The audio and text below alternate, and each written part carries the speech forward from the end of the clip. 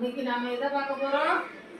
மலர்கள். மலர்கள்ல இது வந்து என்ன பேரு? செம்பருத்திக்கு என்ன பேரு சொல்லுங்க?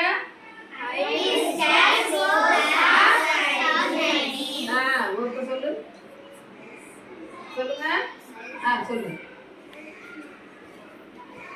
Hibiscus rosa cyalis. Very good, very good.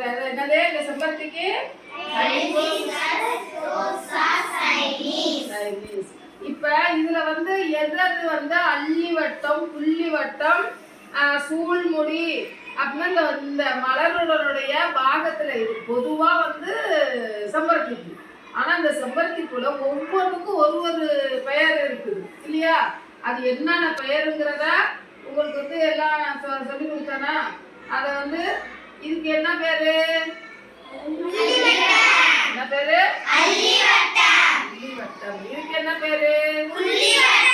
புள்ளிவட்டம். இதுக்கு என்ன பேரு? மகரந்த தூள். மகரந்த தூள். இது என்னது? மகரந்த துகள்கள். இது வந்து மகரந்த தண்டு. இது வந்து என்னது? சூழ் தண்டு.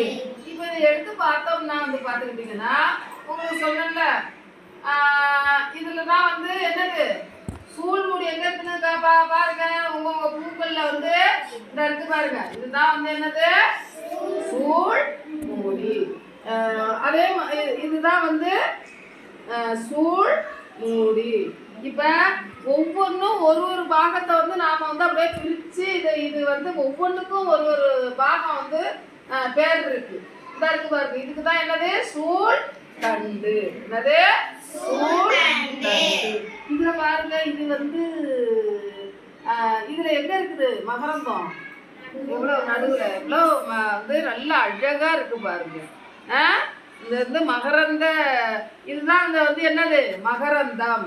இந்த இருக்குல்ல, இதை வந்து கை வச்சு இது எடுத்தாக்கா அது வந்து கையில வந்து ஒட்டும். இதுதான் வந்து என்னது? மகரந்தம். இப்ப இந்த மலர்களுடைய பாகங்கள் என்னென்ன பாகங்கள்ங்கிறத உங்களுக்கு வந்து எல்லாருக்கும் தெரிஞ்சுக்கிட்டீங்களா?